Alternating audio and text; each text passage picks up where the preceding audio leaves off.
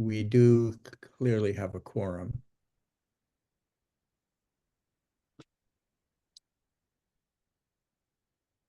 Thank you, Melissa. Please. Okay, I'll kick us off with introductions. I'm Melissa Bailey. I'm the director of the State Energy Office at the Vermont Department of Public Service. I came to the department just about 2 years ago as the director of Efficiency and Energy Resources. Worked in the energy sector for about 20 years in various roles with municipal electric utilities, the Council of State Governments, and Efficiency Vermont. So have a broad interest in energy policy generally. So I'll kick it over to my co-chair, and I'm co-chairing this cross-sector mitigation subcommittee. So I'll kick it over to my co-chair, Rich Cowart. Hi, everybody. Richard Cowart. I'm a principal with the Regulatory Assistance Project. And I've been with REP for a long time. I've worked on climate policy and energy policy for a number of years. Before joining REP, I was the chair of the Public Service Board, now the PUC, in Vermont. And before that, I was a law professor teaching environmental and land use law. So I've got a background also on the land use side. And I think I'll just go next to the person next to me, Gina. Hi, everybody. I'm Gina Campoli. I live in the Northeast Kingdom. I retired from Vermont State Government in 2017, and I spent 33 years in Vermont State Government, like I just said. I worked at A&R in planning and policy for 13 years, and I spent 13 years at VTrans as environmental policy manager. Those last 10 years were on numerous energy issues, including TCI and the introduction of EVs into state programming. Next. I'm going to go across the top line here. Andrea. Hi, everyone. I'm Andrea Wright. I am the current environmental policy manager at VTrans and leading the environmental policy and sustainability group. So taking what Gina kicked off years ago and EV incentives, EV charging, resilience programs, and I also co-chair the Rural Resilience and Adaptation Subcommittee.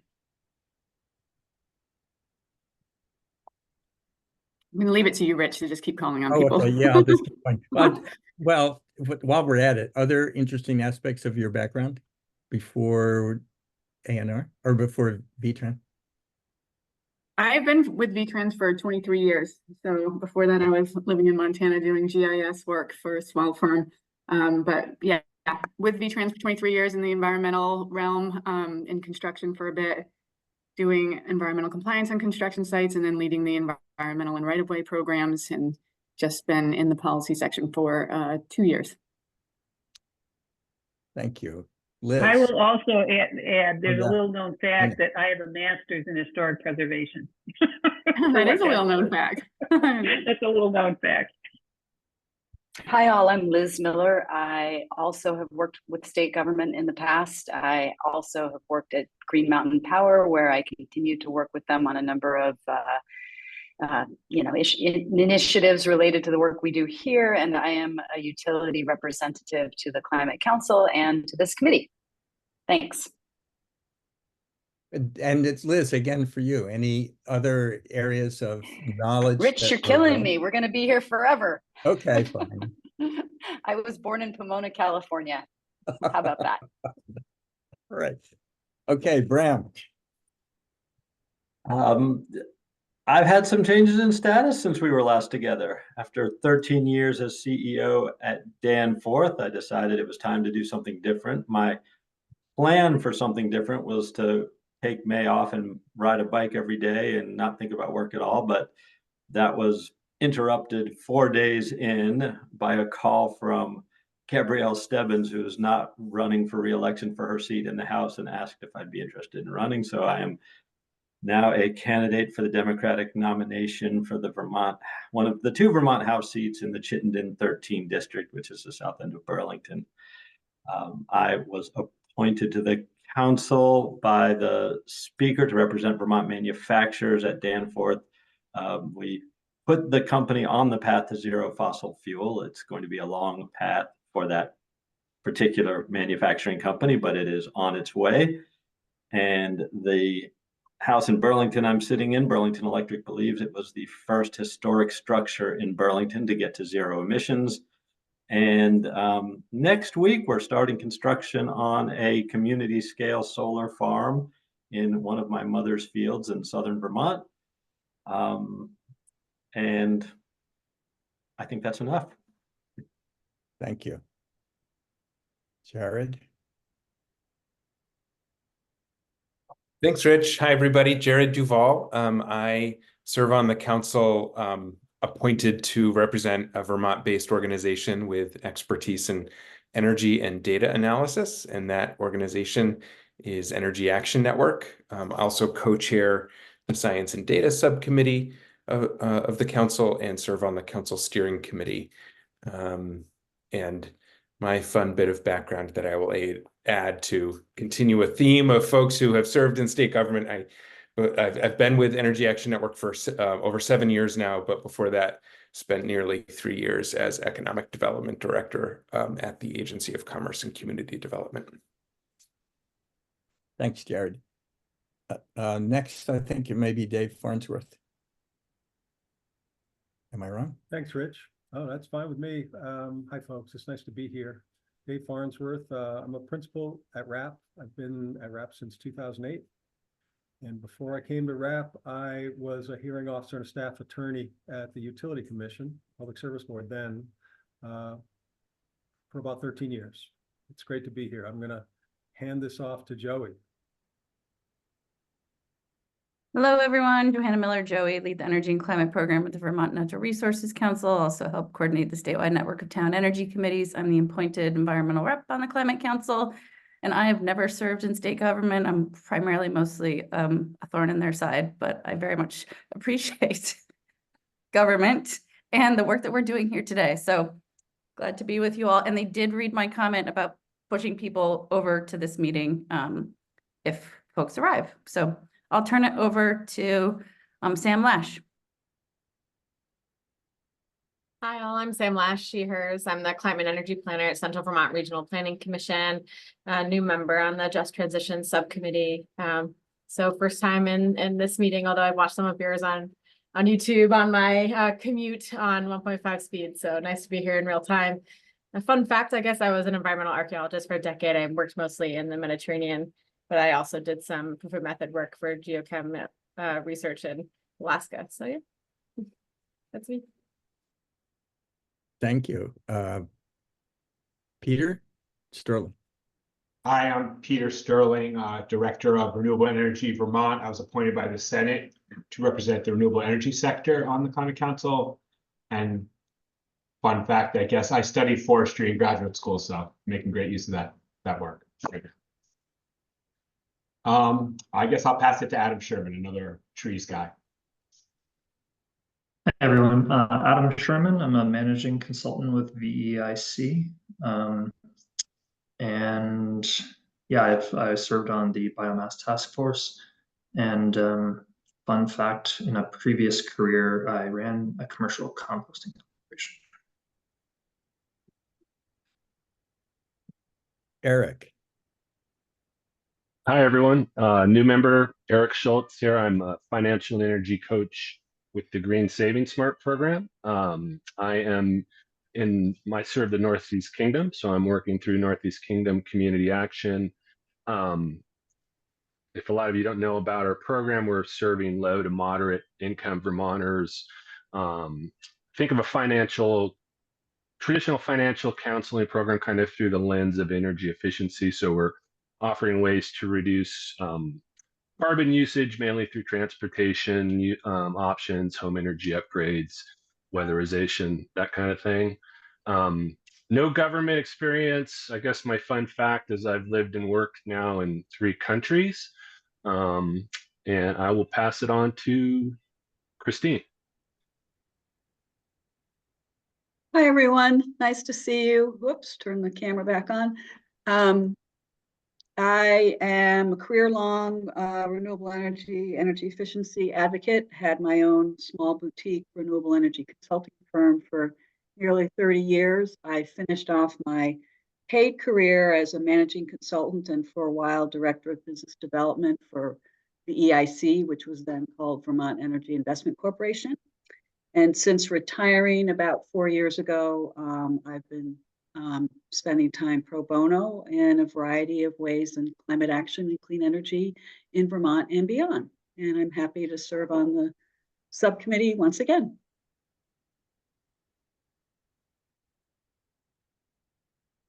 Now I'm looking around here. We have Brian and Ryan and Deirdre.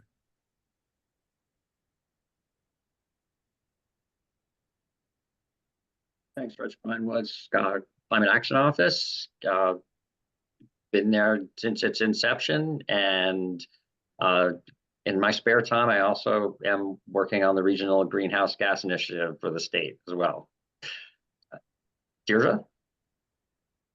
Hi, thanks, Brian. So I am Deirdre Ritzer. I am a staff support person.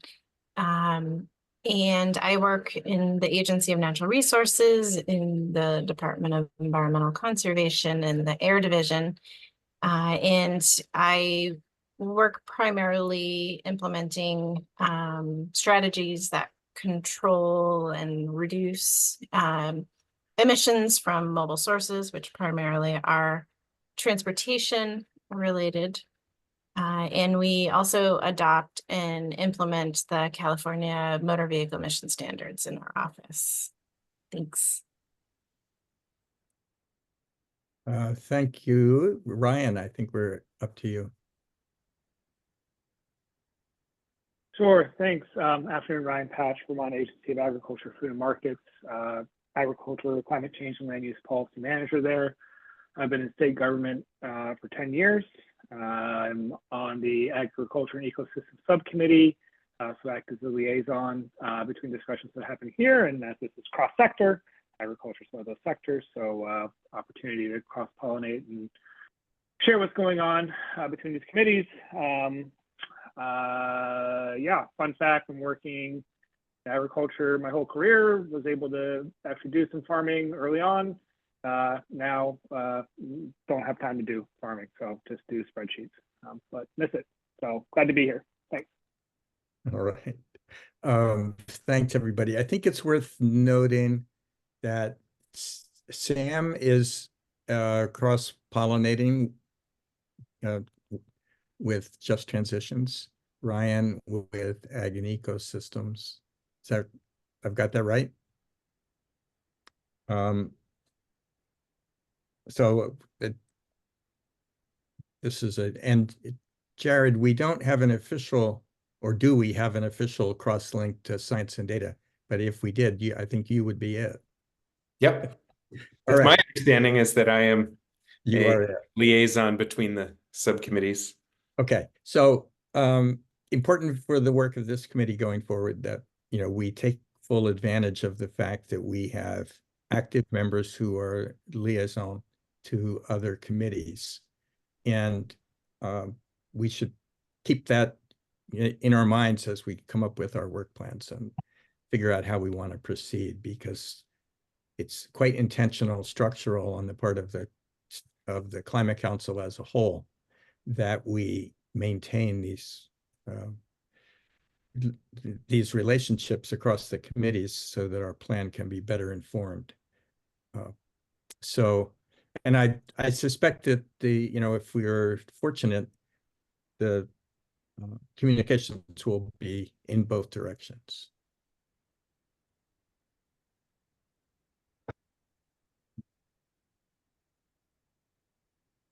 All right, one thing we have not done yet for this meeting is to assign a note taker.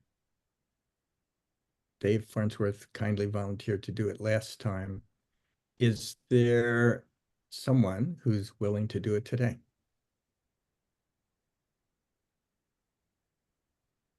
And I'm not seeing any hands going up. Richard, is that question more fully expressed as, is there someone who hasn't done it yet who would like to? Yeah.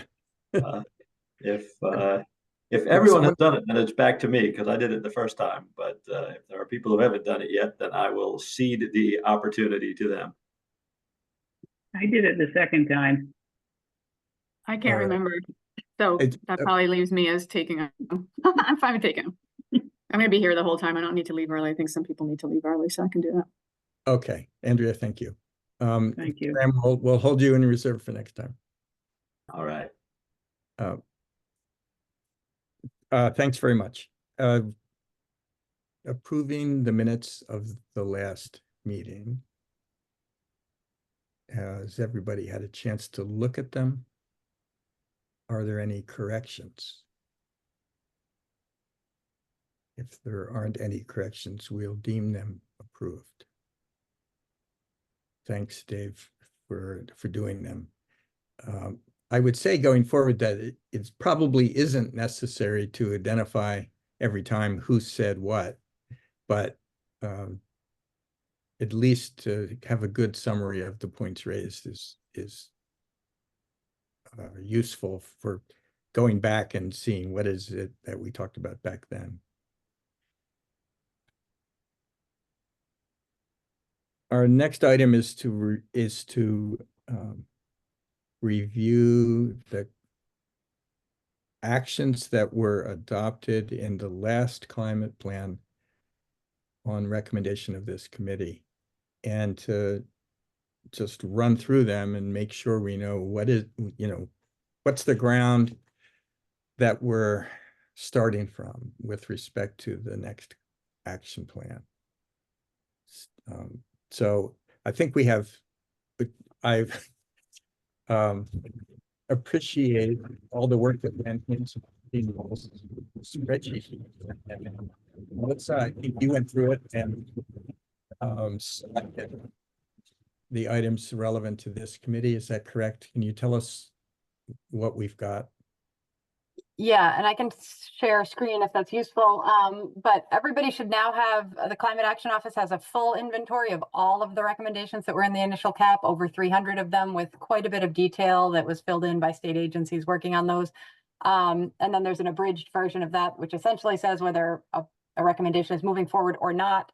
What I did for this subcommittee is try to do a hybrid version that provides a little bit more detail than the summary spreadsheet, but not the level of detail in the full spreadsheet. So you should now have access to 3 documents that all list the status of the recommendations that came out of this subcommittee and the Climate Council more generally. So sorry for getting this to you guys a little bit late yesterday evening, but we're going to work from the basically 3-page document that covers recommendations in the transportation sector, electric sector, and buildings and thermal sector, recognizing there are a couple of other sectors, non-energy and potentially agriculture, that we will get to at a later date. But for today's meeting, the task group leads from last time around have agreed to provide kind of walk through this document with us and provide status updates and lead a discussion around previous recommendations, where those stand, and then with a lens towards, are there things that are missing,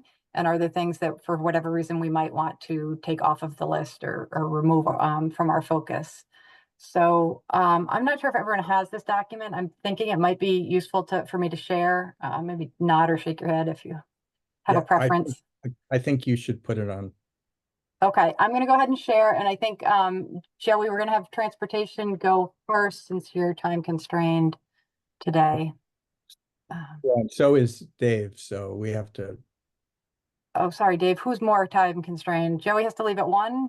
I adjusted things, Rich. I'm no longer time constrained. Thank you. Oh, okay. All right. So Joey and anybody who wants to ask for magnification should speak up because the print's kind of small. Yeah, I can't see it. Okay, are you able, sorry, I'm not as familiar with Zoom as I am with Teams. Are you all are not able to Zoom on your own? I can just look at the thing that was sent to us if need be. It's hard to see that too in PDF. I don't have the high-end version of PDF. Brian sent this out yesterday. Yeah. All right. Bear with me one moment. I'm going to try to open the PDF rather than from the website. Jared, meanwhile, you have a hand up. Do you want to? Thanks, Rich. Yeah, as we go through, I wanted to, and I assume others may want to as well, provide some feedback on the action status and the status notes. But one overarching thing that I think goes across all sectors is I found myself feeling like there was a missing action status. We've got everything from no action taken to action modified, advancing, action modified being implemented, completed. There are a number of things that seem to me to be in kind of a paused research and planning phase where an action advancing does not feel like a accurate or appropriate description for it. So I just wanted to make that overarching reflection that there seems to be a missing category to capture things that have been kind of stalled or paused in a research and planning phase, but aren't actually moving forward with action in terms of being implemented. So I want to suggest that we find a way to capture that in the categories because I think it's an important distinction. All right, thank you. Gina? I want to echo what Jared just said. I mean, being implemented to me is really hard to know. Is it just started to be implemented? Is it 50% done, 60%? And I know that's just going to complicate the spreadsheet, but if there's some kind of metric that we could apply to implement it, I think that's going to be critical. Okay, well, it's at this point, my take is we can make this our spreadsheet and we can put whatever words we want in the box. There's I don't think there's any magic to the words. So for example, the transportation group could dig into these in a separate conversation and figure out how far along we actually are and like putting up EV chargers, for instance. Yeah. As opposed to just blindly saying, oh yeah, it's happening. Right. I mean, this chart was prepared for a different reason and for. Yeah. No, I understand that. I think we should make it our I think that's valid. I think that's a good idea. It's we'll separately dig in and create some ranking or step along the way. Yeah, it could be just. It doesn't have to be numerical ranking. It could be. Right. It could be a narrative. Yeah, and the only thing I would add there is the more detailed spreadsheet, when you do have time, has a little bit more context on some of these. So if you want more information on progress, that can be found in the more detailed Excel spreadsheet.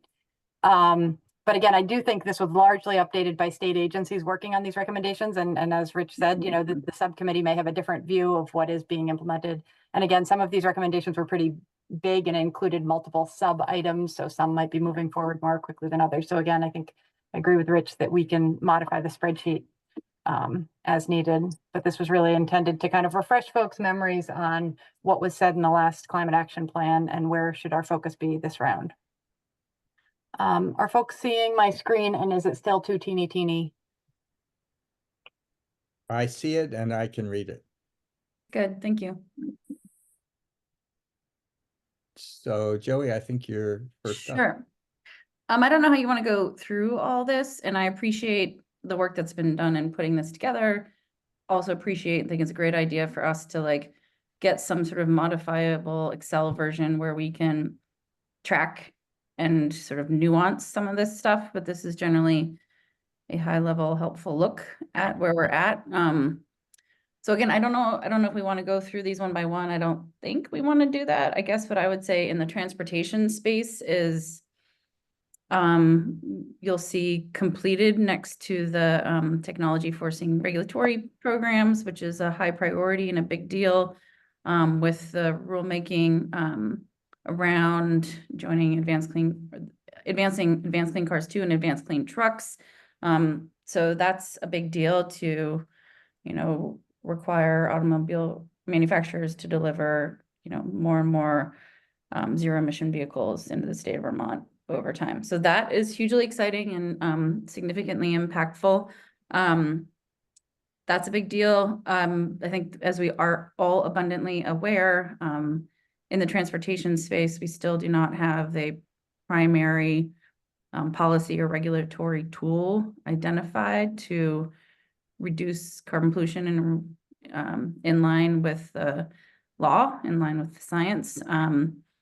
We had hoped the carbon reduction strategy would help answer that question. It didn't provide as much detail and information as we need. And now people are well aware that the state of Vermont, thank you to the VTrans and the Climate Action Office, are in a process now to hire a consultant to do that deep dive analysis on transportation cap and invest, looking widely, looking at, New York's program, potential program, WCI, looking at a potential low carbon fuel standard and economy-wide approach as well is embedded in the scope of work.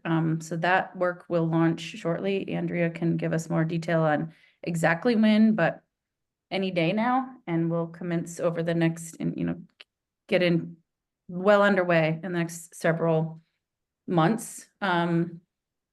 So that's a big piece of work that we'll be focusing on as a very extremely high priority, I would argue. You can just see here, I think, again, we can nuance some of these, but there's lots of good work moving forward. I would say, also just that the study is going to look at a fee bait, and I would probably change some of the language around this. So that's going to be part and parcel of and the ensuing study as well. And just lastly, one thing I would note is that, there is, again, work underway in a lot of these things, whether the EV purchase incentives, the electric vehicle supply equipment, et cetera, which is great. Just noting, though, that a lot of this momentum has been buoyed by federal funding. And those funds are going to, depending on which exact buckets of federal funds those are, Infrastructure and Jobs Act, for example, those are going to, the ARPA dollars, they're going to start to dry up and drop off. And so I think it is really important to note in the transportation space, we're going to need some sort of package of long-term sustainable funding, as well as placeholder for when I have to leave, and a little bit early, apologies for that, the need for looking at financing. I think I just want to really put financing on the table as a core component of our work in cross-sector and in general. How do we put the financial packages together for folks to benefit from clean energy technologies, whether it's related to transportation, heating, power, et cetera. So I guess I just wanted to sort of bucket that. Great work, Advanced Clean Cars, study underway to figure out primary mechanism. We're going to have a fall off in funding. We're going to need to focus on financing. And there's, if anyone wants more detail and wants to put more color on it, please do. I see Janice's hand up. Yeah, I'd like somewhere, and again, I'm getting ahead of this sign. Let's look at this particular table. The carbon reduction strategy gave us a ton of information, particularly around VTrans's programming and transit and complete streets, and how those may or may not benefit our efforts to reduce emissions. And somewhere as we go into evaluating these, that information needs to be brought forward in a way that we're all looking at consistently and systematically. Am I making sense? I was looking at the public comments around transit, and what we learned from the carbon reduction strategy is that transit's great for many reasons, but reducing emissions is not one of them, which we talked about before. So how do we embed all that good information around emissions reductions into this body of information here? I mean, and it's going to have, as we write the report, it's got to be in there too. So I'm throwing that out there. It's something we got to keep our eye on as we move forward with this, looking at these recommendations, these strategies.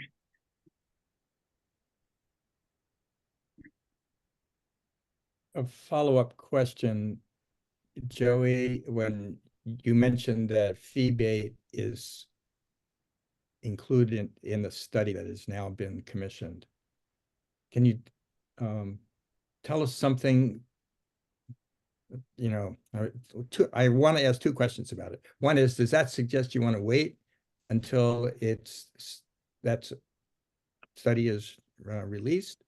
That's question one. And question two is, what's the timeline on that study, and will it come to the committee, and what are you thinking about that? Yeah, and Andrea, I don't know if you want to shed a little bit more light on both of these things. Yeah, I mean, I would say, so the timeline, we are expecting proposals tomorrow. So we'll see what we get. We have 2 teams at least that we feel are very likely to submit proposals.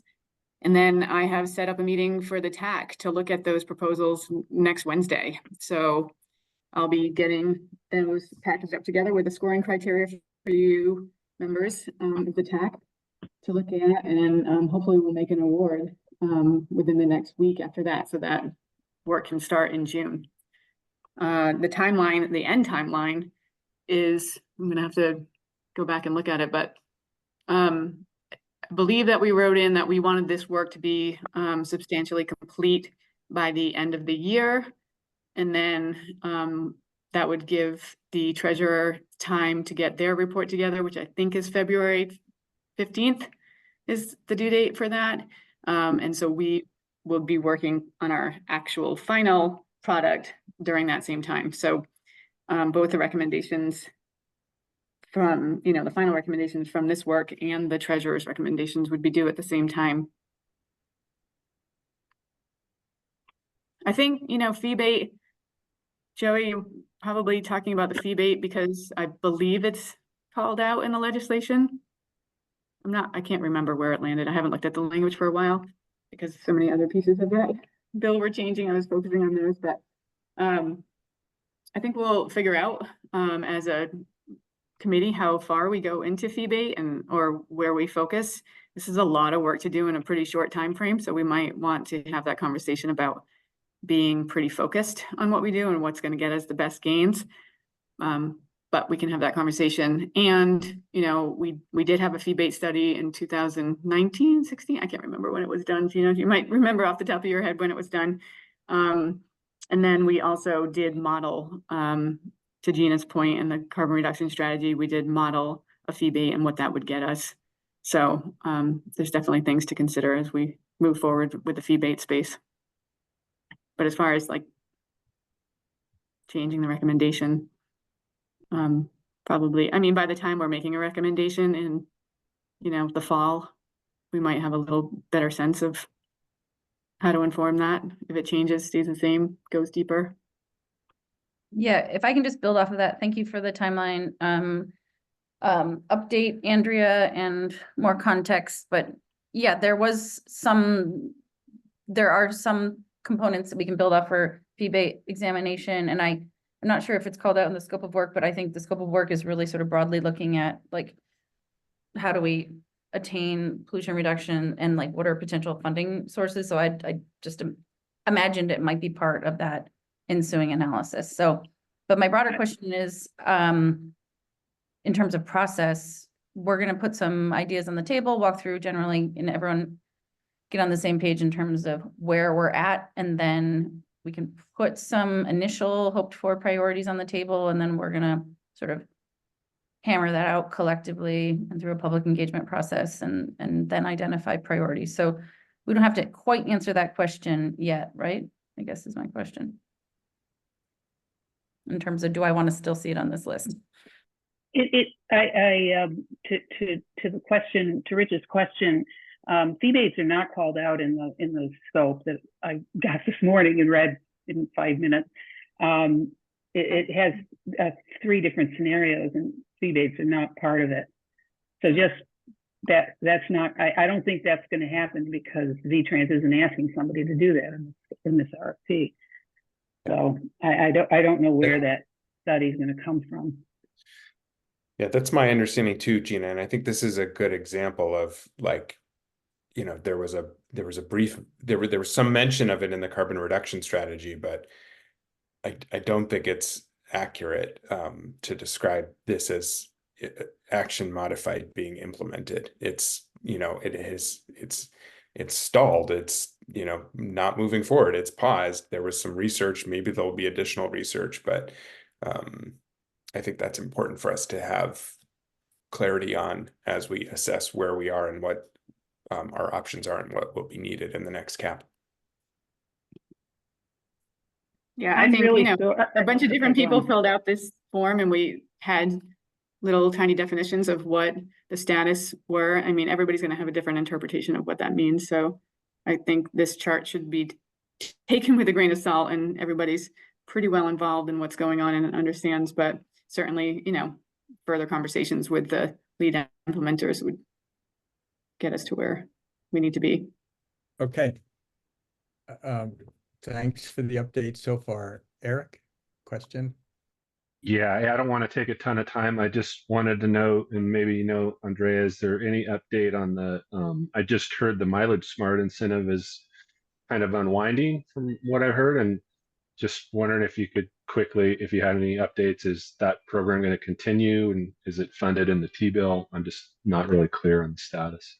There is no additional funding in the T-bill. We do have some flexibility given in the T-bill to transfer funds between incentive programs. But you're right, it is running out of money.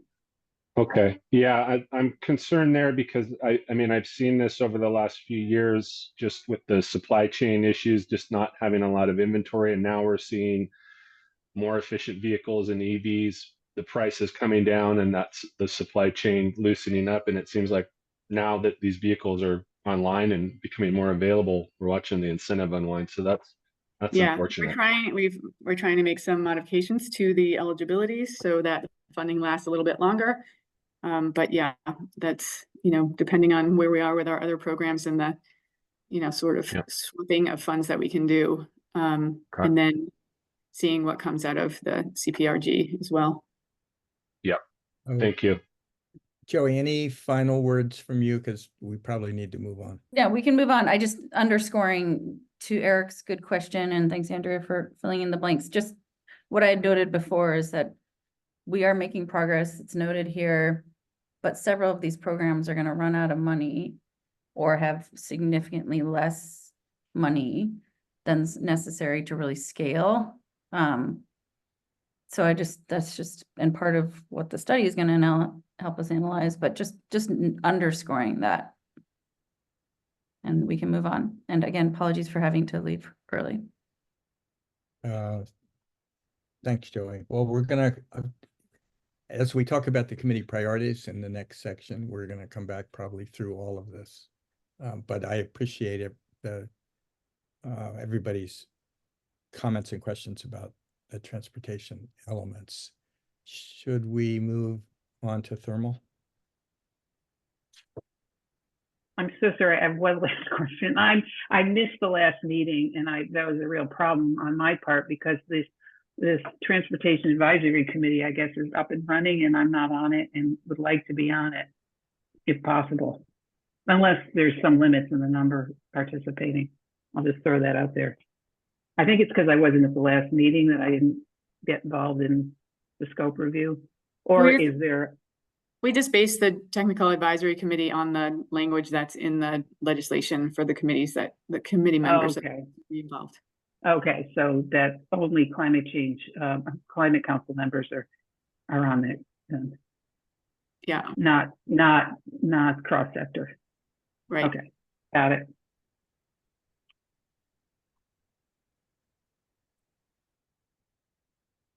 So, should we talk about buildings and thermal? Is that what you want to do next?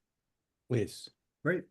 Okay. Well, thanks. First off, thank you for putting these spreadsheets together. Super helpful. And it's been mentioned already that you know, we each need to sit down and look at the information that's been put in there and frankly put finer points on the progress that each of these we're making with each of these recommendations and how close we're getting to the goals we've set for ourselves here in Vermont.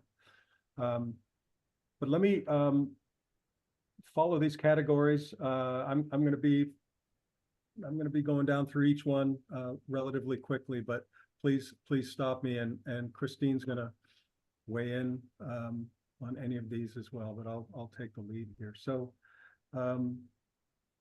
we're first looking at the funding for weatherization, and as you can see, there's a significant amount of money that's been budgeted for that, and that's set out pretty clearly. We know that EVT has managed to roll out about 1,000 projects a year, something like that.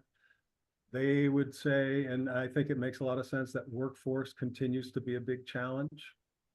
When you look at the WAP programs, they have their own folks, their own employees doing this, so they're able to improve the, let's say, the salaries and the benefits that their employees get, and they're able to perhaps manage this a little bit better than EVT, which is, which deals, I think, exclusively with contractors.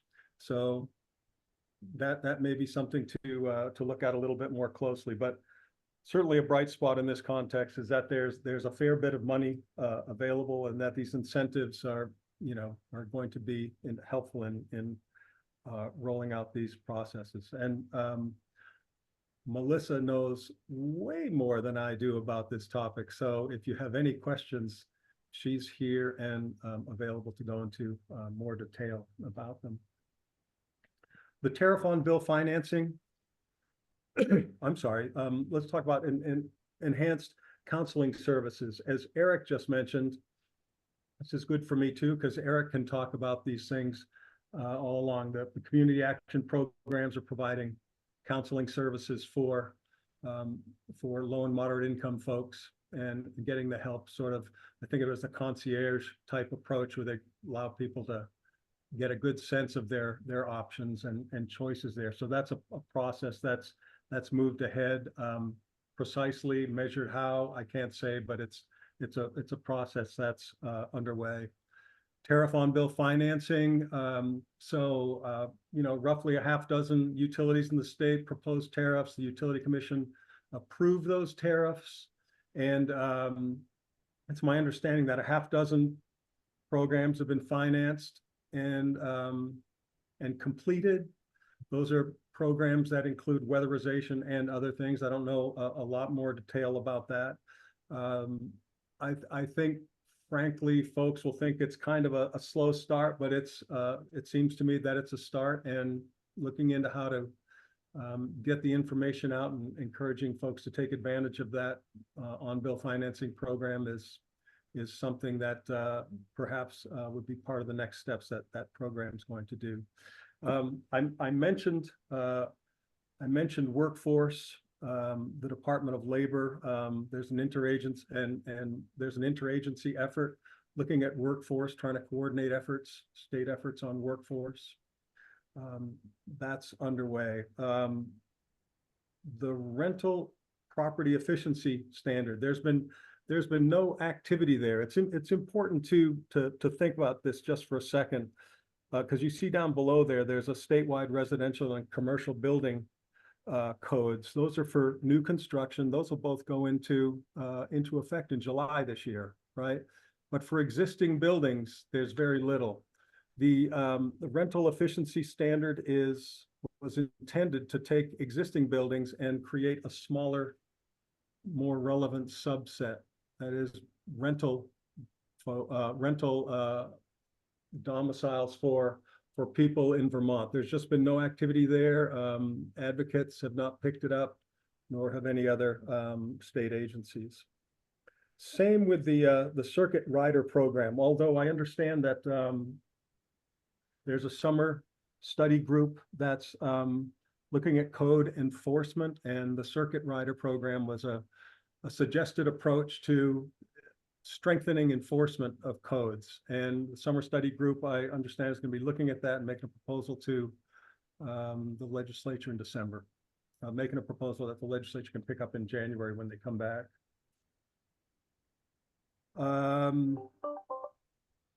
Moving down to the clean heat standard. As I'm sure you all know, there's a rulemaking process that's taken place at the Utility Commission at the moment. There's a technical advisory group where a lot of this nitty gritty brass tacks, so to speak, is taking place. That group has been assembled, and I spent a little time with them today before I joined this meeting, and they've been constituted and they're currently engaged on a number of issues. I'm trying to think, what's the last thing? I think the last category here has to do with. What about appliance standards? Yeah, thank you. I was just jumping from one spreadsheet to the next. The proposal in the climate action plan was to authorize the department to engage with neighboring states to adopt an appliance standard that will essentially require electric water heaters in the state to come with, to be those that are manufactured with the ability to address them. And that's sort of it's the same rationale here as managing EV charging. We're managing EVs. Why can't you manage your water heaters? Well, the first step is to be able to address them via the internet. And the second piece of that, of course, is a demand response program that utilities would put into place that would result in water being heated off peak, which is going to be a less, potentially less expensive, probably much cleaner approach to water heating. Nothing's happened there, but I would point out that the department could do this on its own, or we could wait for the legislature to pass legislation to authorize the department to do this. I think advocates could take the next step. That's pretty open at this point, but like the report says, there's nothing that's happened up to this point. I think I've covered the waterfront pretty quickly. I'm happy to first give Christine a chance to weigh in and expand upon or correct anything I've said, and then we'll take questions. Oh, nice job, Dave. Thank you for taking the lead on that. And I guess I just want to roll it up a level and say first, how wonderful to have this basis as the starting point this time around. The last time around, the basis would have been a blank sheet of paper. So we've made good progress over the last 3 years. I strongly support the sentiment articulated by several others earlier that we should embrace this initial table as our own and make it our own moving forward. And I have a lot of enthusiasm for as we make it our own, making it a more results oriented and impact oriented, in addition to the statements of the actions that have been taken. So for example, with the weatherization at scale goal, it was very clear the recommendation in the initial climate action plan was that in order to meet various GWSA targets, we needed to weatherize 90,000, I forget if it's homes or buildings, I'm sorry, but 90,000 homes or buildings by 2030. And so while it's useful to know how much money has been budgeted in the various years since then, as represented in this table, it would also be useful to know, in addition to that, how many homes or buildings have actually been weatherized since then, and how many remain to be weatherized between now and 2030 in order to meet the targets, and whether or not the budgets that are reported here will or will not be sufficient, and whether or not there's a gap, and what actions would be needed to fill that gap. So that's just a concrete example of a way in which I could see expanding this initial spreadsheet as we work together to make it our own. So that was the major comment I wanted to leave with us at this time. Thanks, Christine. Any questions or follow-up? All right, let's move on to electricity. Great. It's okay. I can Sorry. do those. Oh, go ahead. Oh, I was just gonna really quickly offer, I was trying to just listen. Those who know me, I do tend to talk a lot, so I was trying to hold back, but I just wanted to echo Christine's point that also perhaps some of that, speaking as an RPC who does try to look at those numbers, that data is actually pretty difficult to break down at the regional and then the town level. So that effort, I think, would be really appreciated by a bunch of folks for a bunch of different reasons, including municipal and regional enhanced energy planning, but also by the many town energy committees and other champions, plus the variety of groups that have popped up that do this across the state and across the region. But I just wanted to point out that distributions of that also would help us identify who is not being reached with these efforts, and sort of touch back a little bit to who is still being underserved, and making sure that we're not leaving regions or specific communities behind. I think that would be really helpful in getting people back into some of these actions, and making sure that we're prioritizing those folks. There's a number of places where I think a few words could be added to the action that would really help make sure that those who need it most are prioritized. And right now, I think we sort of lost a little bit of a sense of that. So that would be really helpful from that perspective as well. Thanks. Thanks, Sam.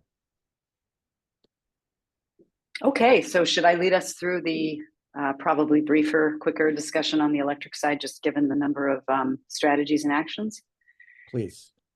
Great. So on screen are the 3 strategies and corresponding actions. I'll just tick through progress real quick and note some updates that can probably be made to the status. On the first 100% carbon-free electric portfolio standard, as noted a little bit there, just should be updated. The legislature did pass a 100% renewable energy path just this last session that just concluded last weekend. It's now awaiting governor action. And thereafter, if it were enacted either through his signature or after potential veto session, it would then move back to the Public Utility Commission, kind of regular process, including with respect to updating what is required based upon that legislation. So action modified advancing looks correct to me, and the status notes would just need to be updated. In terms of the future, I saw Peter's note in the chat. There are certainly things going on with storage, and so that discussion can be had. We have a very successful distributed storage story in Vermont already now, and so figuring out how that fits in is something I know at least some of the utilities are already working on, including through some of the grant programs that are out there right now. Turning to the next one, which is the choosing electrification. There is pending still a program that EVT is leading on panel upgrades. I'm not aware that it's yet been fully rolled out other than for flood victims from last summer. So that's work that is ongoing. And I know folks are working with EVT to get that done in partnership, with the utilities and the department. And there's also a pretty significant storage grant for lower income Vermonters and communities storage program that's called the Energy Storage Assistance Program, I believe, that is in the midst of rolling out with grant agreements either signed or underway with some of the utilities. So that's good progress that I think could be probably specifically updated in the notes.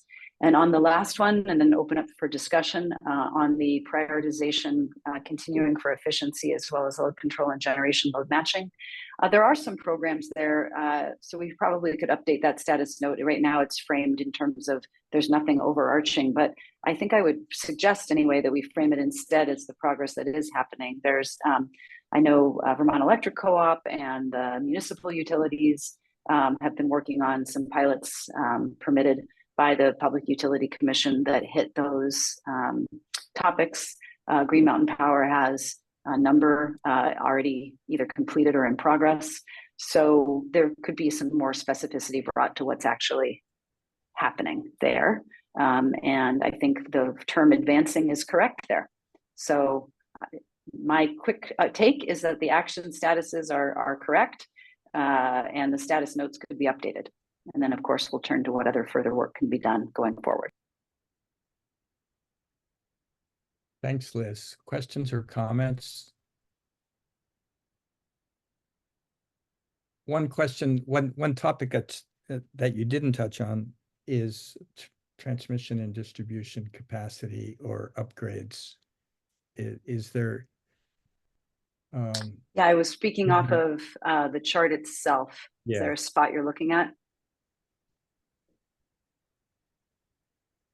No, I didn't hear you speak to it, so and Yes, this no, is open sorry. up I on had the thought top. we were preparing to speak Oh, to the right. strategies and actions that were prepared. Certainly, if that is like Peter's note on a couple other topics, if there were a desire to, think through what additional work should be done, I would imagine that is on the list among other things.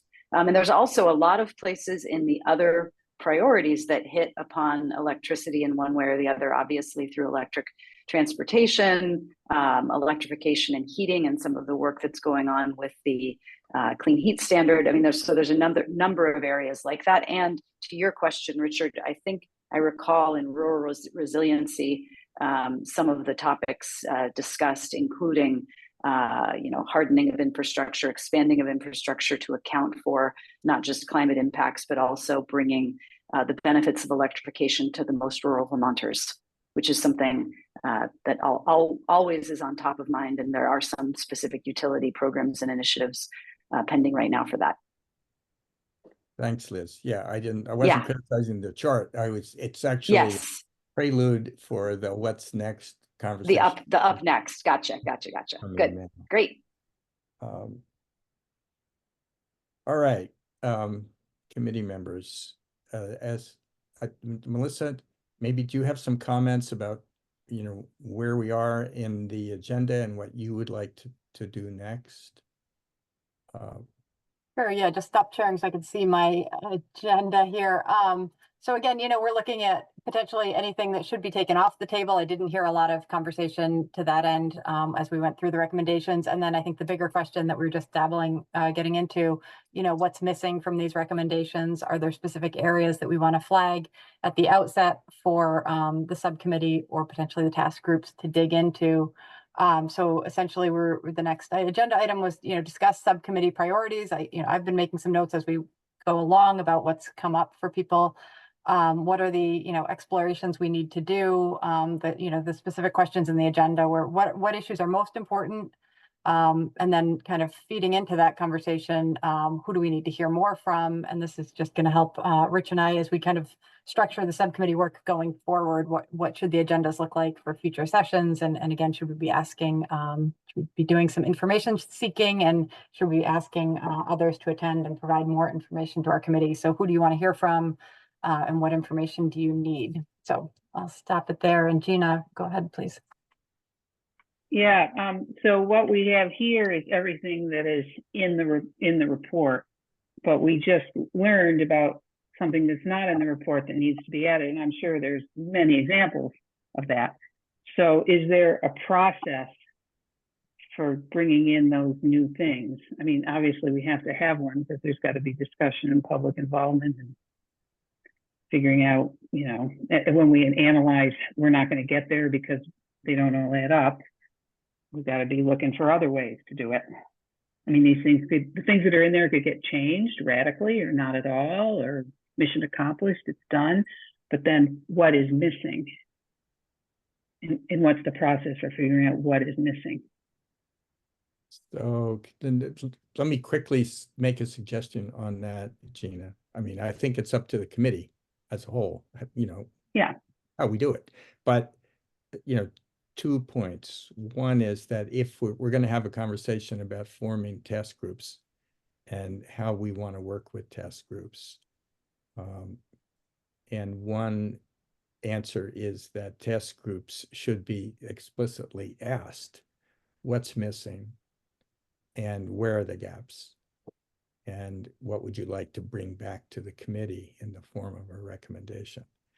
A second observation is that I think the floor is open and should be open at any of our committee meetings for all the members, to whether they're on a particular task group or not, for all the members to say, hey, I have a problem. I think we need to do X, or we need to look at X, and let's figure out how to do that.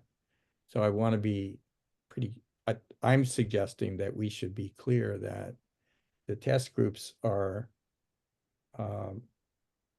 intended to help the full committee do its work. They're not separate enclaves that have plenary jurisdiction in their area, and that's it.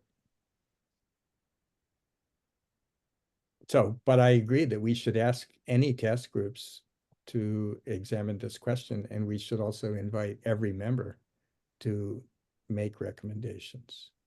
And I'll turn it over to others. I have Liz, then Jared and Christine.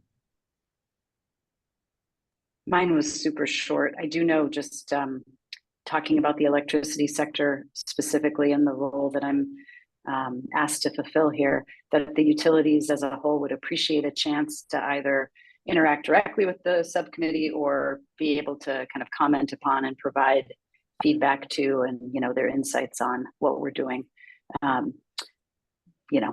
This time around, as it were, building a process that will more specifically allow that, I think could be helpful, so that you're not just kind of hearing from me and filtering through me for that information.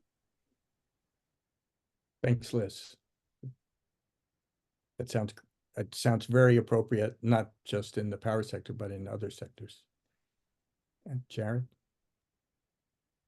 Thanks, Rich. Yeah, in response to that first question about what issues are most important, one of the ways I've been thinking about this is, both in the first climate action plan, in the very long list of recommendations, and in the kind of ecosystem of ideas for action that are out there, there is a whole array, and there's a lot going on. And I think a lot of it is valuable and are important pieces to the puzzle. But we talked a lot at the kind of full day Climate Council meeting we had in January about doing a better job this year, or in the Climate Action Plan update, of prioritizing the highest priority, highest impact, most important recommendations. And for me, when I step back and say, okay, what is the most important? I always want to follow the data, follow the evidence from other states and jurisdictions about what is actually working to meet our multiple goals of doing our part to cut climate pollution while also ensuring affordability and an equitable approach to doing that.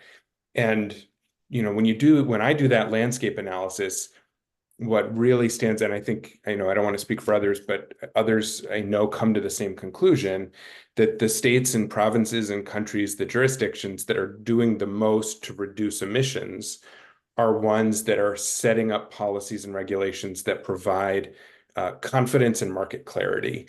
And they fall largely into two buckets: emissions cap programs, cap and invest, or cap and reduce, or performance standards. And within performance standards, there are fuel-based standards and there are equipment-based standards. And for me, when the question is, what is most important to work on, I think, there's this study underway, but a top priority is identifying a cap and invest program for recommendation, whether that's one sector, multiple sectors, economy-wide. That is, I think, really key if we're going to follow the lead of best practices that have been developed elsewhere. And then the other one is on the performance standard side. It's kind of interesting because if we look at our two most polluting, highest cost sectors, because of our fossil fuel dependence, in transportation and thermal, the clean heat standard is a performance standard on fossil fuel importers, but we don't have an equipment-based performance standard in the thermal sector. And in the transportation sector, it's the reverse. We have an equipment-based standard, the Advanced Clean Cars 2 and Advanced Clean Trucks rules, but we don't have a fuel-based standard. And so to me, in addition to what is the design and approach regarding cap and invest for pollution reduction and energy affordability, the other key priority for me is opportunities to recommend equipment performance standards beyond the transportation sector, so that we don't continue to lock in decades more of fossil fuel use. And it's also, I think, a major consumer protection opportunity to help people avoid locking in on high cost and price volatile fuels. Whether that is equipment by equipment, whether it's using Title X authority or Global Warming Solutions Act authority, what exactly that looks like. But that to me is a major kind of gap and hole in the plan, is a lack of equipment-based performance standards outside of the transportation sector. So those would be my top two. Cap and invest policy consideration and design and equipment-based performance standards, at least in the thermal sector, but certainly beyond the transportation sector. Thanks, Jared. Christine. Yes, not knowing what Jared was going to say, I want to riff off that a little bit. I thought I heard a question asked of us, what would be useful for us as a team as we restart for the next cap? And I would love to have a session for this subcommittee that takes this landscape-based viewpoint that Jared just summarized very well, off the top of his head in 4 or 5 minutes. I'd love for us to take a hunk of a meeting and make sure we all share an understanding of a way of looking at it from the landscape perspective, and therefore what are the most important, best understood, proven policy and regulatory sector driving proven policy and or regulatory tools potentially available to Vermont, not only the subset that some or all of us have assumed will and won't be politically acceptable. I'd like to have it absent of a political lens of can so-and-so ever get on board with this, but really teach ourselves and have a common understanding, shared understanding of, at least in theory, the best known tools theoretically available to us, should we find the way to make them work in Vermont. And maybe just 45 minutes early on in our work together to make sure we all have a common base of understanding. Not that we necessarily agree to all of the possible tools, but we at least know what the tools are that we could be choosing to advance into the toolkit, and which of those we have already or have underway in various ways already, and which just haven't even been given serious consideration yet. So we can start to decide whether we should be pushing harder for things that we have previously not known about or have dismissed as being politically unlikely in Vermont. So that would be my answer to what I think would be helpful to help get us started again. Thanks, Christine. Before we move on, can I just clarify, Christine, and you can, folks can answer later, but specifically would that conversation be with subcommittee members, or are there others we should be looping in as we look at agendas for future meetings? Well, for myself, I would say at least to have common grounding among the subcommittee early on in our work together. And if it gets more complicated and burdensome, to make it broader than that, let's at least get all of us on the same page of what we could for the major market driving opportunities out there. Mm-hmm. What I heard, Christine, is a request that if we couldn't organize that landscape discussion just among ourselves, I made a note, perhaps there's an invited guest who could help sketch out that full landscape for us, and then we could then make our own decisions as we go about, as you say, are these things powerful tools, if number one, and number two, are they politically and practically feasible tools, which are the two screens we'd want to put on it. And but that could be there's I'm sure a variety of experts who could come and provide that landscape, or we could divvy it up and do it ourselves. I think that's maybe what Melissa was asking. I think the ideal would be to have an invited guest who brings with it credibility. As I think that would provide sort of a neutrality to it. Yeah. Thanks for the suggestion. Correct me if I'm wrong, but we will have that in the transportation sector when this entity gets hired to do the study. It may be further on down the road than we want this discussion to occur, but we will have an entity on our getting paid to do stuff. So, and that if I read the RFP correctly, there are going to be close connections with CSM. I think there's at least 2 meetings with cross-sector mitigation in that RFP. So, but that's only transportation. Yeah, Gina, thanks. But presumably anybody who would be hired to do this study would have on staff the ability to, at least for the transportation sector, to do that kind of landscape overview. Yeah. Bram? The previous 3 comments covered more or less everything I was going to say, so I will cede my remaining time to the chair. Well, the chair doesn't have much to add, but the rest of the committee might.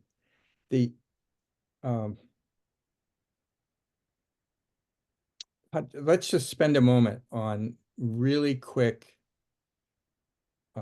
thoughts about highest priorities. I'm trying to feedback what I've heard in the last few minutes.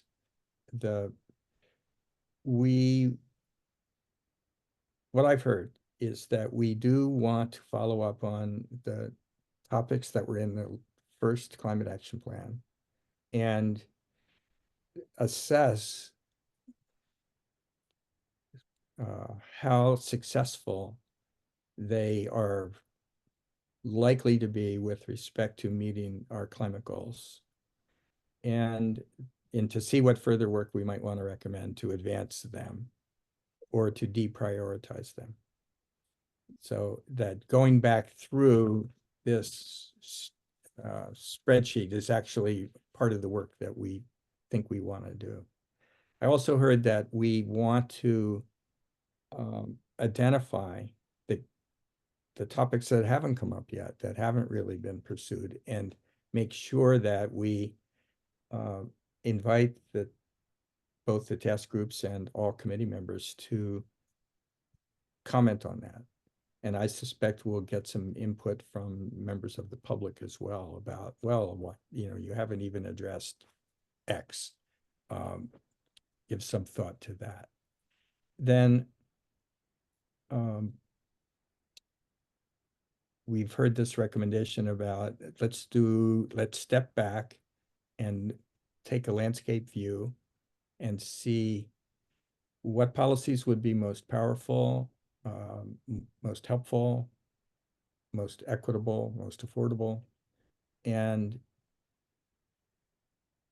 open up a bit to thinking about additional approaches, so that we're not just confined to the things that we thought about last time. And I guess I'll stop there. What we haven't said is, even in a quick shorthand, we haven't identified the top 5 policies that we are sure we want to investigate. And I don't know if we want to do that in this meeting, that we might actually prefer to have a process of setting up task groups and asking the task groups to do that, and then have an iterative process for identifying the most important topics. Any thoughts on that question about do we commission work groups to prioritize and come back, or do we do this in a full committee meeting? Ram and then Adam. I want to add a couple things to that discussion. One is we have been, we've all looked at lots of data, and clearly for Vermont, the big opportunities to reduce emissions are transportation and thermal. We do have the Affordable Heat Act, which is in process to address thermal. And we haven't mentioned, and we should, the fact that there are statutory goals in the Global Warming Solutions Act. So in addition to what's going to be effective and what's going to be feasible and all that, I think we need to keep in mind what's going to hit the statutory limits that are laid out in the law. The other thing we haven't talked a great deal about today is social justice and equity. And, I think as we work towards affordable heat, for instance, I'm just recalling the overlap with biomass and some of the information about the high rates of asthma and other respiratory illnesses around the McNeil plant in Burlington. And it turns out that most of the emissions that people are subject to in that area don't come from the McNeil plant.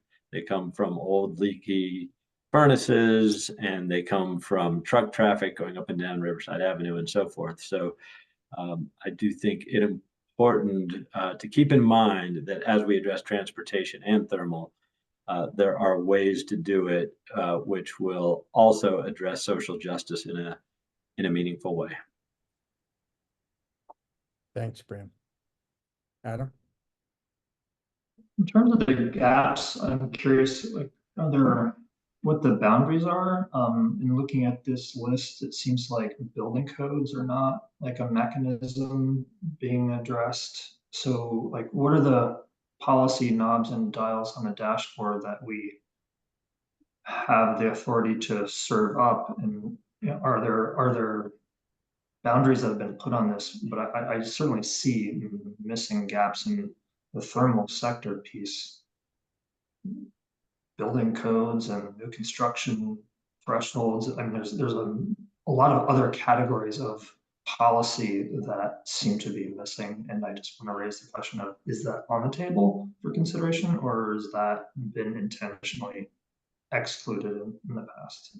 I don't know the answer. So I can report that with the committee last time did not think that things were off the table just because they're not in existing law. We clearly recommended the adoption of new statutes. So if we had a recommendation that we wanted to make about building codes, then we could surely do that. We would, then we would consider practicality, how many tons will it save, how costly is it, all that kind of stuff. But categorically, it's on the table. It's in the landscape that Gina was talking about. Dave? Rich, so I guess my follow-up thought on that, sorry to interrupt, Dave, is there a way to flesh out those other buckets and categories and then float out and prioritize which ones we want to, as a committee, dive deeper into and flesh out? That's what we're discussing right now. What should be the process for elevating things to fill the gaps? Dave? Thanks, Rich. So it seems to me if we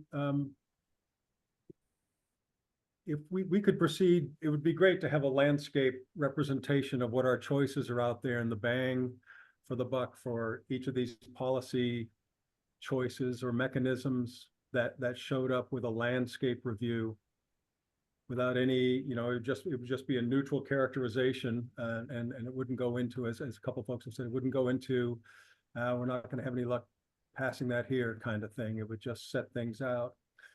Step one. Step two, the task groups could take that list and ask themselves what looks reasonable to them, what's going to, again, come up with their own sub list and then prioritize that list, then report back to the larger group.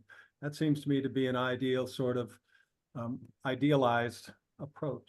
I think it's going to have to be iterative, however, because we may not be able to have the landscape presentation before the task groups break into their own, discussions and decide what should be kept and what shouldn't be kept. But I like the idea of, to the degree we can, bringing in as much information and then going into groups. And as Adam just mentioned, he should be able to weigh into what the building's thermal folks are discussing and add his observations and et cetera. And I'd add an additional sort of observation is that it's really important for us to ask ourselves what connections between different task groups are going to be really important. One thing that sticks out to me is that we're doing a lot of electrification in transportation and buildings, but are we optimizing that electrification in a way that's going to be good for everybody, which of course puts us into the electric folks task group. So I think we're going to have to approach this in an iterative manner, but I like the idea of doing it from a bottom up, at least the best we can from a bottom up approach. All right, thanks, Dave. So with that last point in mind and a number of other comments about recognizing for, just as a practical matter, and given the time limits everybody has in their lives, that we should ask test groups to be doing a bunch of the homework for the committee. I think it's appropriate here to decide what task groups we might want and to recruit people to serve on those task groups. So, Rich, I think it's critical within those task groups that they are very cognizant of what needs to be brought up to cross-sector and alerting cross-sector. So we put in the time.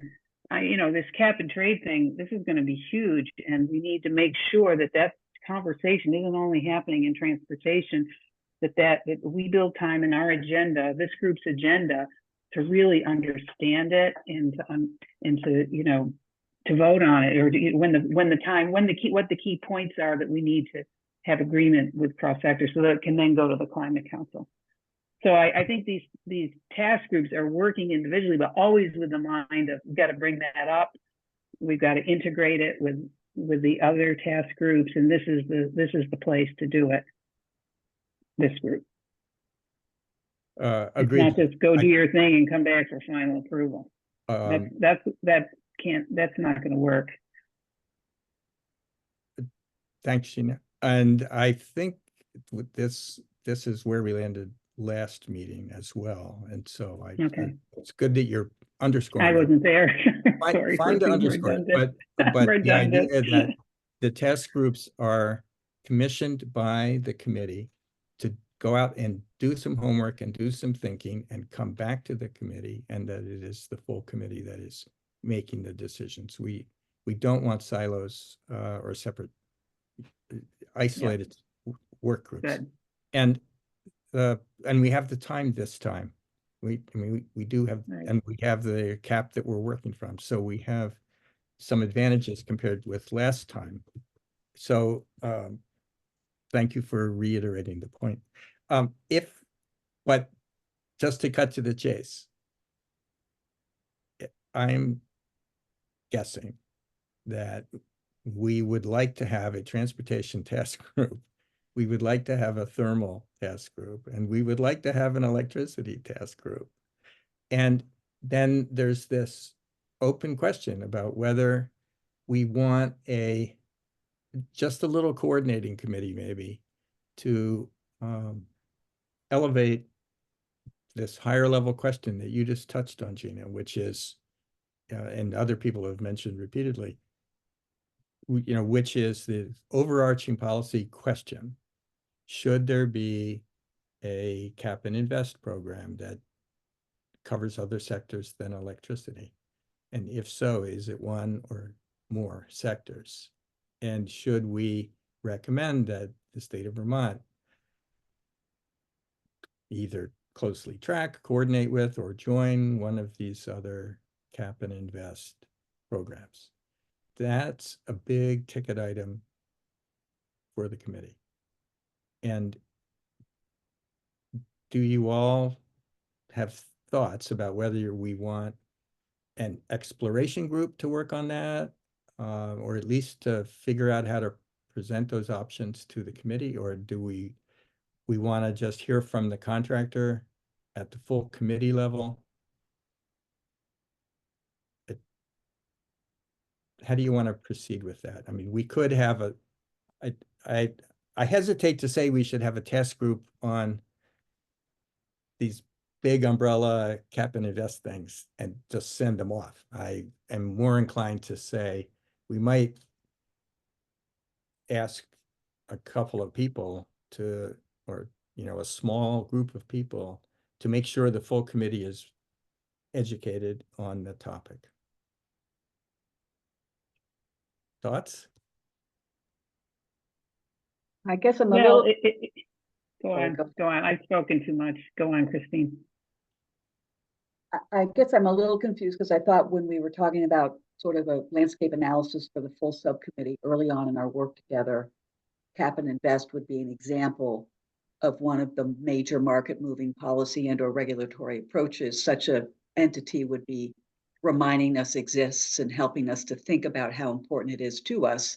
And then once we do that across other major market moving policy and regulatory options, then we might decide that cap and invest is one that's so important that maybe there should be a separate little task group working on it. I don't know. I'm not quite sure which chicken and egg, I guess. Yeah, thanks. That's a fine observation that we don't have to get ahead of ourselves that much if we are going to do a landscape look. But the landscape look would include a lot of other things in addition to some kind of cap and invest strategy. Other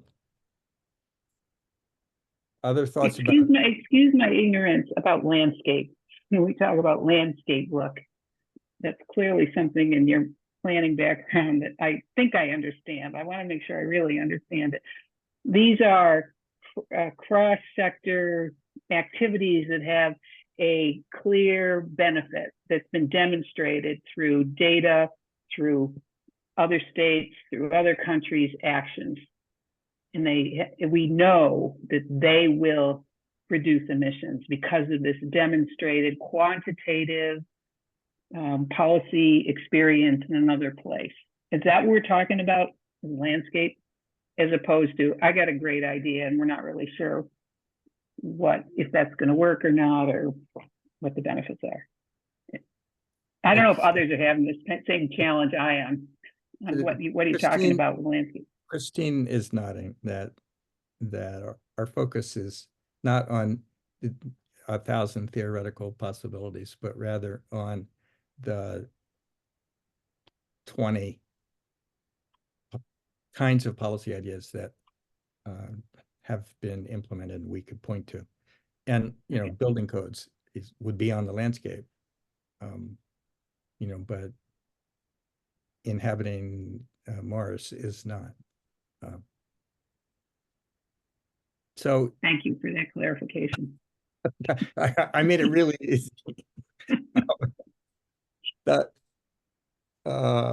Okay, Brian has a comment, and then I think we want to. Hey, Rich, Sam has Sam's had. got her. Yeah, I was Sam's going to got her. say, Sam was ahead of me. Yeah. Thanks. I just, this is a totally different scale than sort of what we've been talking about, but just as if I could be so bold as to make the suggestion that when the task groups go through and look at the one sort of deprioritizing places where there's been a lot of action, that adding a little interim step of who has been left out of this. So for example, with a lot of weatherization and fuel switching. Like a lot of our mobile homes and manufactured homes have not been eligible. Renters have not been eligible typically, even though there's something going on with that. So I'm just think that a little bit of a pause on sort of deprioritizing, but maybe narrowing. So like maybe that specificity could be added and that could stay at high priority, just so that people who are falling behind don't fall further behind. Because a lot of these aren't statewide, whether it's because not all distribution utilities are participating in the same programs to that scale, or based on someone's individual sort of either identity or basically their geography or a whole variety of other things, or just happenstance, right? So if I could suggest that interim step of just narrowing instead of deprioritizing, I think that would do a lot for closing the gap between people who may have a little bit more of a tense relationship with either this plan or plans like it, and maybe would help them see themselves more in actions. And then my other thought was just if you have three task force, there's a lot of things that I feel like, and maybe this is my just being naive, but land use would perhaps be a great one for cross sector. And I know that it's taken in a lot of other places, but I think, I always think of every transportation problem as a land use problem. So I don't know. I guess I was surprised to see it not in one of the sort of clearly as one of the sort of top categories of actions. And I do think I understand why, but I also think that could be a bold space to put a little bit of thought and effort moving forward in.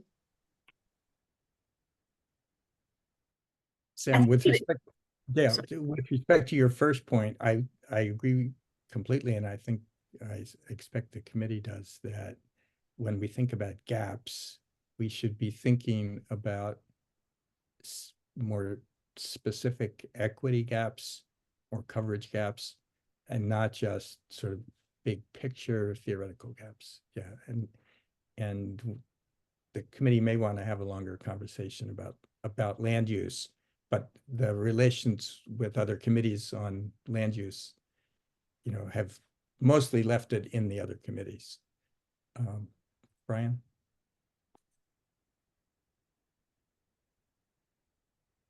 You're muted. I'm back here.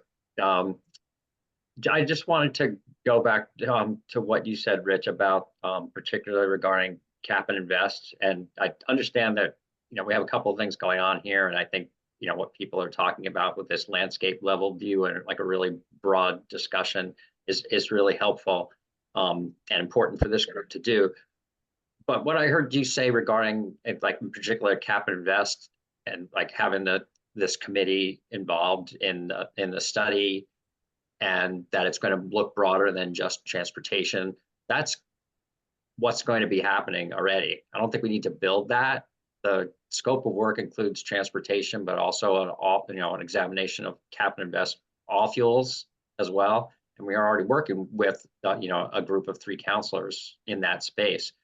Wouldn't include things like you were just saying, like building codes and things like that. But at least for the sectors that are we're typically looking at, or the sectors that we're trying to address with a cap and invest strategy, the study that we have planned, I think, does exactly what you were saying. Well, then the question for the committee would be, when can we, check in with and utilize the expertise of whoever's doing the study to help set the table for us in terms of our discussion, at least at the beginning. Yeah, and that's clearly defined in the scope of work of the expectations of when they need to check in with this committee. So that is there, and we will further see that in their defined schedule and in their proposals, and have the opportunity to comment on their work plan. That's one of the first things that the TAC will be doing, is looking at their work plan and how they're laying out all of that. Thanks. So those members of our group who are on the task need to be vigilant about reporting back to either the transportation subcommittee, which I guess will be all those people except for me, and this group. So you're right, Brian, you're right. But we can't just say, oh, there it goes. we'll wait 2 years or 6 months or a year and a half, and then they'll come back with this baby and present it to us. We need to stay on top of it and understand it, so that we can nudge it in a way that's going to be helpful to the Climate Council. Yeah, understood. And as Andrea said, the Relevant. scope of work, it clearly intends, like, provides a mechanism for that to happen. Yeah. So let me pause for a moment. I mean, again, I'm trying to kind of synthesize things so that we have created a path. And I'm reporting back to you that what I've heard is that we want to hear from the committee as a whole, wants to be plugged into and hear from the high-level cap and invest study. The committee as a whole would like to see a presentation on what has been termed a landscape of policy options open to folks like us who are trying to address climate, and which is broader than cap and invest, includes a lot of other things. And we would like to form task groups who would be asked by the committee to go through the existing spreadsheet and be prepared to report back on what actions they want to focus on for the next cap and what gaps they think exist in the test group areas.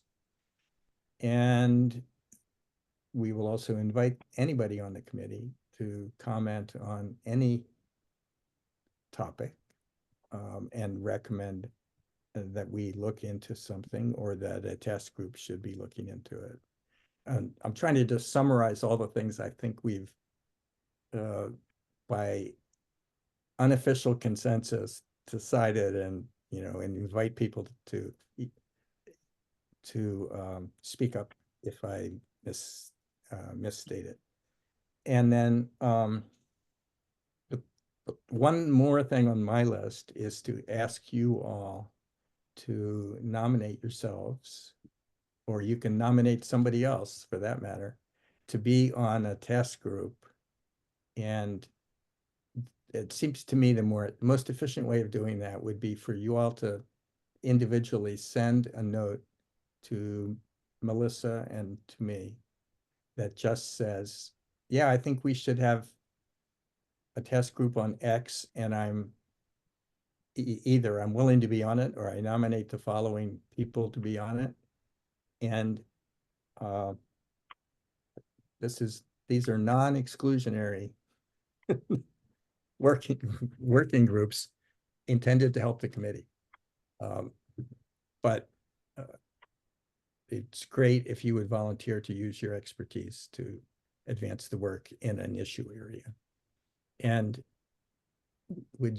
I'm now asking, would you all just send a note to Melissa and me so that we can then create a structure or recommend a structure back to you?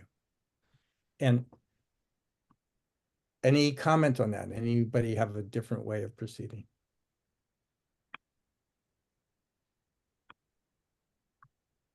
Okay. Andrea, your hand is up, and then we're past the time for public comment, it's unclear whether we're going to have public comment.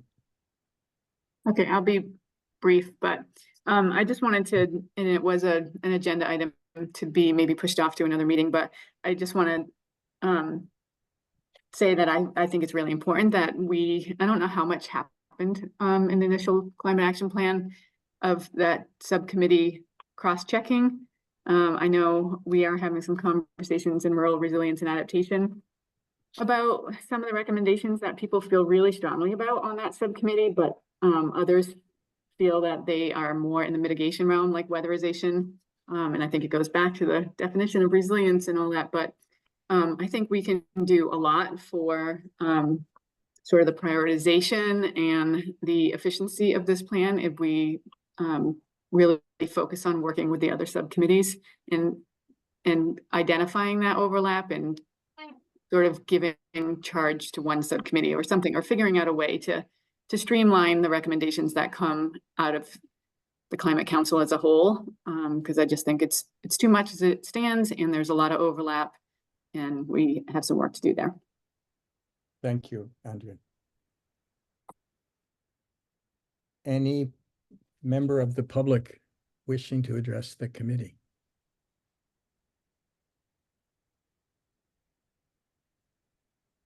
Looks like we have Dylan. Dylan, please go ahead. I'm going to go off camera for a minute. Yeah, hello. I just came from well, first of all, Dylan Giambattista, I'm with Vermont Gas. I don't know if this is an appropriate venue to flag it, but just recognizing that you're in an early stage of some of the revision of the climate action plan. We certainly are engaged in a number of venues right now. I just came from a very long technical advisory group meeting for Act 18 implementation. I know some of you were there. But we have folks who are very familiar in our energy efficiency utility world, in our service world, who would be happy to assist with anything around the question of equipment standards. So I don't know to what extent task groups or this subcommittee will be seeking out that sort of expertise, but just want to offer it here, whether it be in an official capacity with a task group or informally. So putting that out there, and appreciate all of your work. Thank you very much. Thanks, Dylan. I appreciate the offer. Sounds like there will be some interest in equipment standards going forward, so we may take VGS up on that. I can run through next steps, I think, and Rich started delving into this, but before we adjourn in the next 3 minutes, kind of what we've heard over this course of 1.5 hours, need to review and update that status spreadsheet where we began, and with the eye towards putting in metrics for measurable progress and really looking at how far those recommendations are getting us towards the actual GWSA requirements, so to potentially make that a little more meaningful. Refine those recommendations, look at who's been left out and maybe narrow them, but don't deprioritize. And then looking at if we're not meeting GWSA with these recommendations that are in place, what are our options? That's the landscape conversation, specifically looking at cap and invest economy-wide as well as by sector, and potentially bring in some experts to help level set in this landscape conversation. I have a note here that we may need to look at the business as usual update, either holistically or by sector, to help inform that conversation. And then I think we'll have a logistical conversation. How do we structure task group work? Folks are going to think about which subcommittees, which task groups they might like to be on, and whether we have the right task groups in place. And then we'll need to, again, get some structure around how do task groups know what to bring back up to the subcommittee as a whole. Corollary conversation on how we integrate with other climate council subcommittees. And then kind of one added conversation we didn't really get into, but have touched on, I think a few comments have touched on, how do we integrate equity and specifically engagement as we're developing our recommendations. And this is just to put a flag for folks to think about. We did get some emails from the Climate Action Office around the engagement work that they're doing on an ongoing basis. And there's a desire to make that work relevant and useful as the subcommittees develop their recommendations. So I'd love to put a point into thinking about what kind of questions we want to be asking the public and how that could inform our development of recommendations. So that was a lot, but let me know if there's anything big that you think was missing before we adjourn.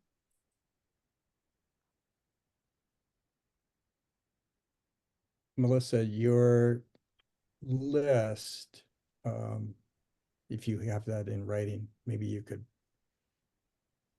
provide that to the note taker. Shoot it over to Andrea. I absolutely will share those.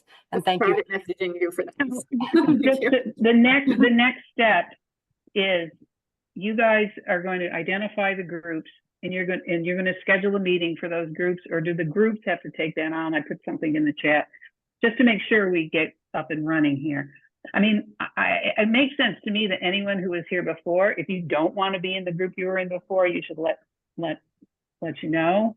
But we'll do it the other way, and I'll indicate that we want to be on the same group we were in last time, at least for me anyway. I shouldn't speak for everyone else.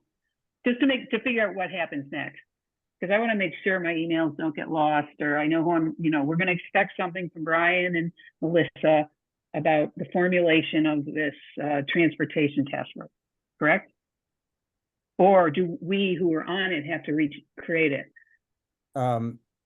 So my take is you all are gonna, and Gina, I like your suggestion. If someone wants to depart from a work group they were previously on, just let us know. Otherwise, we assume you're on. For new folks, let us know what you'd like to do. And we will send out a note just to everybody, just confirming who's who and what the groups are. And then you asked further, Gina, a more precise question, which is, how do we schedule group meetings and group communications? I don't have a clear answer for that. Last time, I think they were self-organized.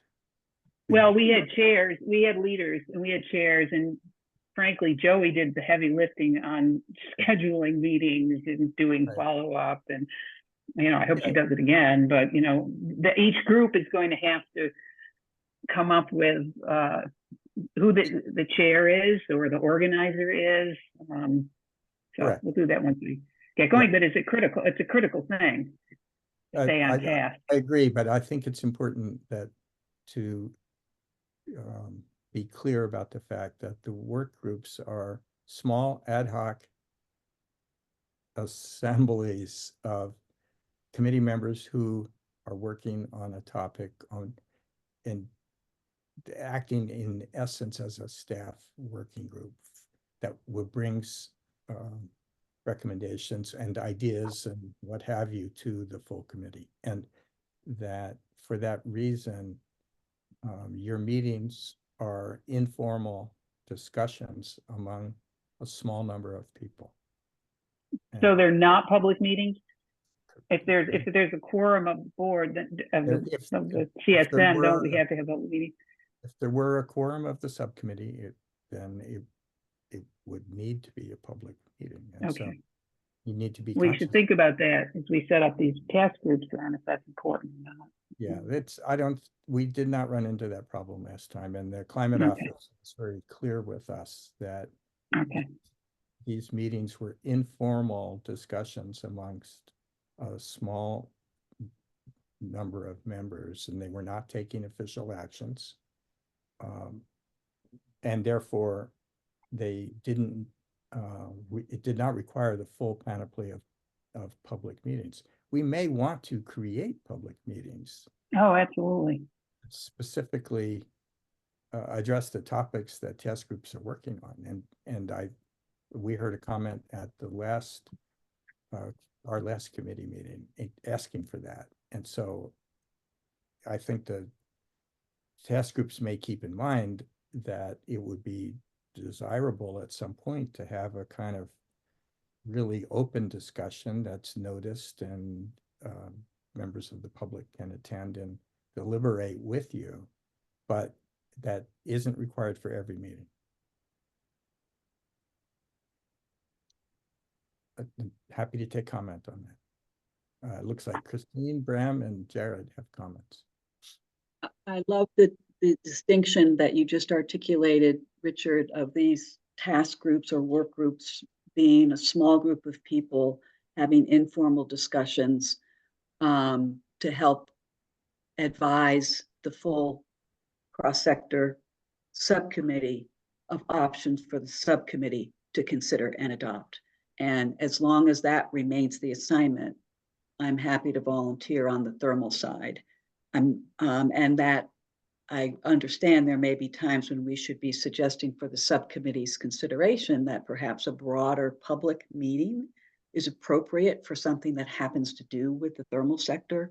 But I'm not volunteering to participate in some unknown number of such public meetings at this point in time. I'd be happy to volunteer on the informal discussion activity of bringing ideas for consideration to the subcommittee, which is how I interpreted and experienced our role last time. Thanks, Christine. Bram? How many members does cross-sector have, just so we can be careful about the quorum question?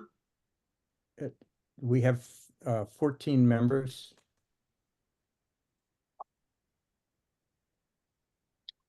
So 7 Well, or fewer is okay.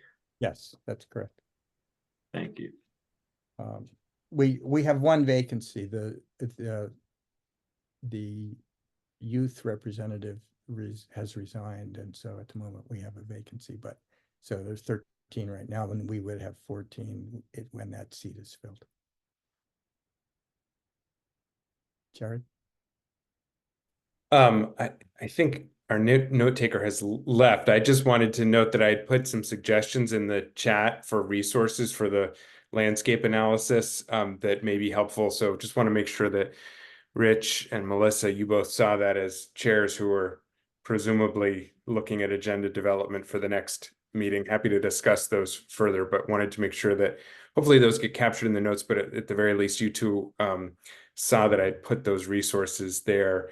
And then the other thing I just want to make sure everyone's aware of, I mentioned this last time, the Science and Data Subcommittee met a couple of weeks ago, and we got a great presentation from the Environmental Protection Agency on their updated estimates related to the social cost of greenhouse gases. If anybody missed that presentation, is interested in it, you can find it, the slides and a video recording at the link I just put in the chat.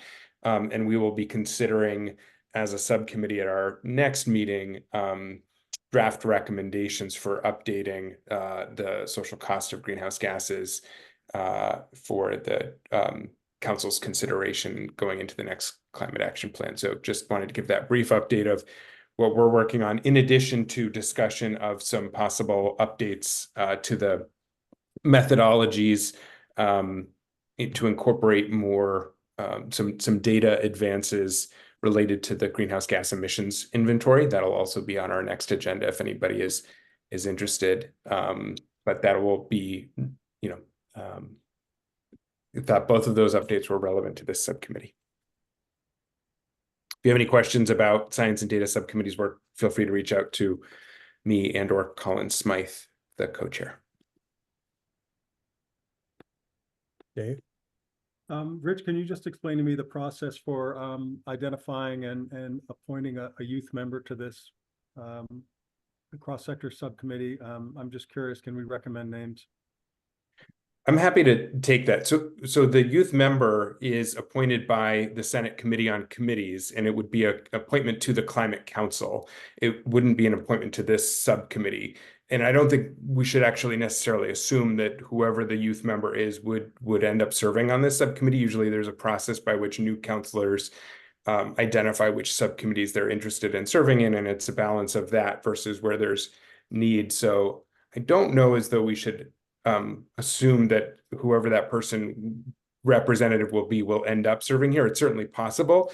But to your other question, Dave, yes, absolutely.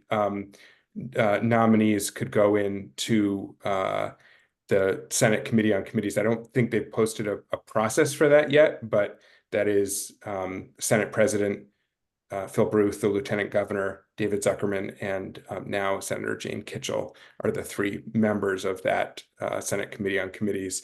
I think Kelly Klein and I, the two Senate appointed members of the steering committee, are going to offer to help with that process. So you can also feel free to just send names to us and we can pass them along depending on the process that they want to use. Perfect, thank you. All right, folks. I think we may need to call it a wrap here. Thanks everybody for your inputs. We look forward to hearing from you, and we'll Melissa and I will confer and get back to you about what's next. Thanks all. Thank you. Thanks, everyone. Bye.